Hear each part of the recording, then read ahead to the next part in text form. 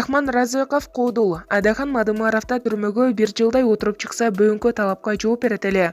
18 декабрда президенттикке талапкер Адахан Мадымаров кечи мекени Куршап айылында жергиликтүү эл менен жолугушуу өткөрдү.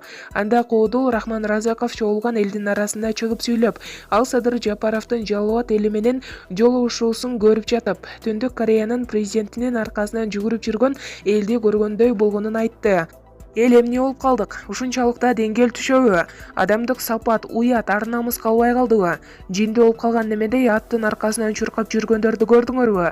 Же мен эле көрдүмбү деп чогулган элге кайрылды. Мен айтып жатам, Мадымаровду, Атамбаев же Жээнбеков түрмөгө камап койсо болмок экен. Азыр түрмөдө отургандардын аброю көтөрүлүп кетип, эл ошондун аркасынан ээрчип жүрөт. Өкмөттү карагылайчы. Кимдер отурат? Өкмөттүн жарымы түрмөгө отуруп чыккандар, пара алгандар. Биз каяка кетип баратабыз. Балдарыбызды эмне деп тарбиялашты билбей калдык. Ошон үчүн Адахандагы түрмөгө жарым же 1 жыл отуруп чыкса болчу да экен. Бүгүнкү талапка жооп берет эле, деди Рахман Разыков. Булак, Кыргыз Today. Ташиев 9 жаштагы кыздын көйгөйүн өз көзөмөлүнө алды. Улуттук коопсуздук боюнча мамлекеттик комитеттин төрагасы Камчыбек Ташиев 9 жаштагы өспүрүм кыздын кайрылуусун жеке көзөмөлүнө алды. Бул тууралуу УКМКнын басма сөз кызматы кабарлады. Буга чейин 9 жаштагы Асема Шакирова Ташиевага видео кайрылуу жасап, пандемия учурунда апасы иштеген Кемин районундагы Жалил Сыдыков мектебинде апасына кысым көрсөтүлүп жатканын айткан. УКМКнын төрагасы Камчыбек Ташиев Чүй облустук башкармалыгына аталган мектепти текшерип чыгууну тапшырды. Учурда видео кайрылууда көрсөтүлгөн бардык жагдайлар, анын ичинде кыздын үй бөлмөсүнүн материалдык абалы боюнча ар тараптуу текшерүү башталды. Текшерүүнүн жыйынтыгында тийиштүү чаралар көрүлөрү жана коомчулукка кеңири маалымат берилери айтылды. Булак Назар Ньюс. Төрахан Жунуспаев мыйзамды бузбайын деп эмгек көргөсүнө чыкты. Бегаком компаниясынын башкы директорунун кеңешчиси Төрахан Жунуспеков эс алууга чыкты. Бул тууралуу жергиликтүү маалымат каражаттары өздүк булактарына таянып кабарлашты. Компаниянын жетекчисинин жаңы дайындалган кеңешчиси Талас облусуна президенттикке талапкер Садыр Жапаровго үгүт иштерин жүргүзүү үчүн кеткени белгилүү болду. Бул маалыматты Мегаком компаниясынын басма сөз кызматы тастыктады. Компаниянын маалыматы боюнча 14 декабрда Төрахан Жунуспеков өргүүгө чыккан. Буга чейин Жунуспеков Фейсбукка Садыр Жапаровдун шайлоочулары менен жолугушуусундагы сүрөтүн жарыялап, анын шайлоо өнөктүгү жөнүндө жазган. Бул мыйзам бузуу болуп саналат. БШК аны текшерди. Борбордук шайлоо комиссиясы журналисттерге билдиргендей, мамлекеттик компаниянын кызматкерлерине белгилүү бир талапкердин акы төлөнүүчү өргүүсү үчүн үгүт жүргүзүүгө тыюу салынган. Бирок эгерде кызматкер эмгек акысы төлөнбөгөн өргүүгө кайрылса, анда мыйзам бузуулар жок. Булак Коом пресс. 70 жаштагы апаны зордуктоого аракет кылган жаран кармалды. Шымкент полициясы көп кабаттуу үйдүн кире беришинде аялды зордуктоого аракет кылган деп шектөө жаранды кармады. Офицерлер кол салган адамдын өздүгүн аныктоо үчүн бир катар чараларды көрүшкөн деп 21 декабрда Ички иштер министрлигиндеги онлайн брифингде департаменттин расмий өкүлү Нурзела Ораз билдирди. Кече төргөнүн жүрүшүндө ал 1985-жылы туулган жергиликтүү жаран болуп чыкты. Иликтөө иштеринин жүрүшүндө шектүү жабырлануучунун чөнтөгүнөн 8.000 тенге акчасын да уурдап кеткендиги аныкталды. Айып тагылгандан кийин ал күнөөсүн мойнуна алып, убактылуу кармоочу жайга киргизилди. Учурда сотко чейинки тергөө иштери жүрүп жатат. Маалыматка ылайык, адам 8 жылга чейин эркинен ажыратылышы мүмкүн, деди Нурзела Ораз.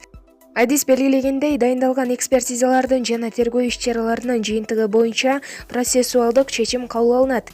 Аталган окуя Шымкент шаарында пенсионерди зордуктоо аракети турак үйдүн кире беришинде орнотулган видео көзөмөл камераларына түшүп калган. Өрөй учурган окуя 17 декабрда саат 23:15 болгон. Кийинчерээк кире бериште жаракат алган аял ооруканага жатуудан баш тартканы белгилүү болгон. Булак Назар Ньюс. Жумгалдагы 20 жаштагы кыздын үйүн айланчыктаган жигиттер тергөө амалдары жүрүп жатат. Нарын облусунун Жумгал районунун Чаек айылында 20 жаштагы кызды ала качып кетишти. Бул тууралуу аймактык кабарчы билдирди.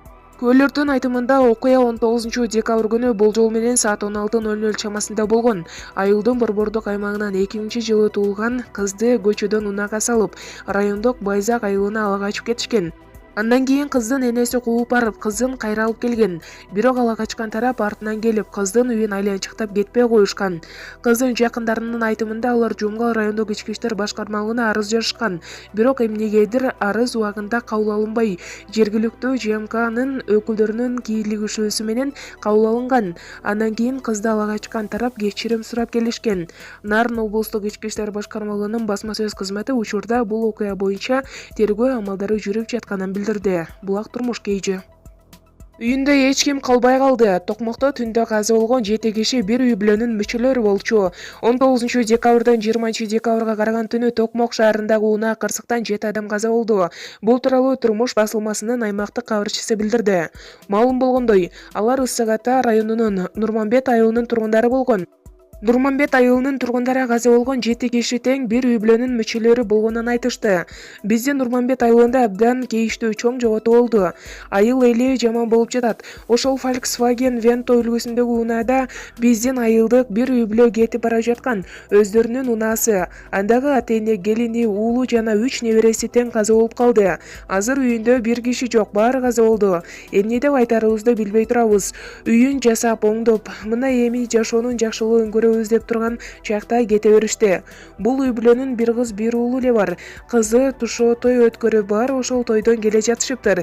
Ошондо үйдөн 1956 жылы туулган кожоюну, анын 1958 жылкы жубайы, 1985 жылкы уулу, 1992 жылкы келини жана 3 небереси тең каза болду. Кия унаасында күйөөсү, аялы жана бир жүргүнчү бар экен деп уктук. Алар ооруканада, деди.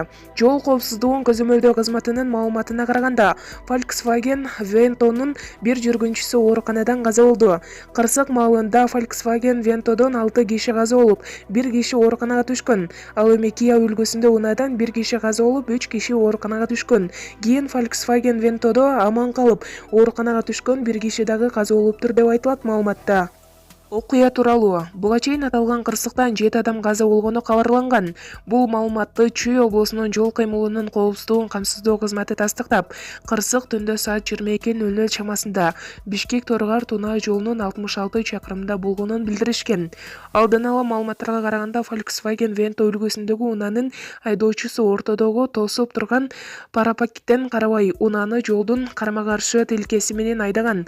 Ошол маалда бет маңдай келе жаткан Kia K5 үлгүсүндөгү унаа менен бетме-бет кагышып, анын кесепетинен 3 эркек, 4 аял каза болуп, 4 киши ооруканага түшкөн. Кийинчерээк ооруканада түшкөн 4 адамдын ичинен 4 жаштагы бала көз жумду. Булак турмуш KG. Кудрет Тайчабаров, Сыймык Жапыкеевдин жардамчысы мага чалып, баланчаны кетир, төкүнчөнү көтөр деп жатат. Эмне өлкөдө чоң казаат кадрлар бөлүмүбү? Экономикалык кылмыштарга каршы күрөшүү боюнча мамлекеттик кызматынын төрагасы Сыймык Жапыкеевдин жардамчысы Бишкек эркин экономикалык аймагынын башкы директору Кудрет Тайчабаровго чалып, буйрук берип жатыптыр. Бул тууралуу 18 декабрда ал өзүнүн Facebook'тагы баракчасына билдирди. Өлкөдө чоң казаат кадрлар бөлүмүбү? Ушуну менен экинчи жолу мага чоң казаат кайрылып жатат. Баланчаны кетир, төкүнчөнү көтөр, баланчага жардам бер деп. Азыр эле Жапыкеевдин жардамчысымын деп бирөө чалды. Эгер ар бир структурада ушундай болуп аткан болсо, анда кечирип эле койгула. Сыймык Жапыкеев, эгер сиздин атыңыздан чалып жаткан болсо, анда ачыкка чыгыңыз. Эгер атыңызды саткан болсо, чара көрүңүз. Камчы Кыдыршаевич, Бакыт Абдилашимович, өлкөдө бийлик барбы же сахнанын артында чоң казаат башкарабы? Чара көрөм десеңер, менде аудио жазуу бар. А эгер көз жумуп койсоңор, анда кадрлар бөлүмү чоң казаат экен деп жашай берели деп билдирүү жазган Кудрет Тайчабаров. Булак Кыргыз Today. Жогорку кеңештин депутаты Кубанычбек Жумалиевдин кылмыш ишин токтотуу үчүн $160,000 талап кылышкан. Бул тууралуу Кактус медиа редакциясына коопсуздук кызматынын кызматкерлери билдиришти.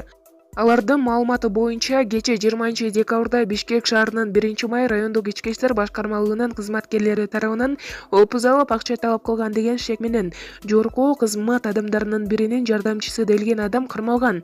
Кылмышка шектүү Жумалиевдин ага каршы козголгон кылмыш ишин мамлекеттик экономикалык кылмыштарга каршы күрөшүү кызматы тарабынан токтотуу үчүн $160,000 талап кылынган. Ал Бишкек шаарында $2,000 пара алып жаткан жеринен кармалган. Жумалиевдин кызыкчылыгы укуктуулугун коргогон адвокат Бактыбек Жумашев акча талап кылган адам кармалгандыгын тастыктады. Бирок ал тергөөнүн купуялуулугуна шылтап, маалымат берүүдөн баш тартты.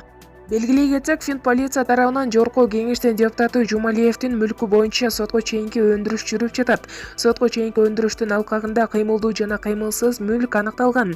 Анда Кубанычбек Жумалиевдин уставдык капиталда үлүшү бар жана ал уюмдаштыруучу, жетекчи болуп саналат экен. Ошондой эле Жумалиевдин жакын туугандарынан көп сандаган мүлкү аныкталган. Булак Кыргыз Today.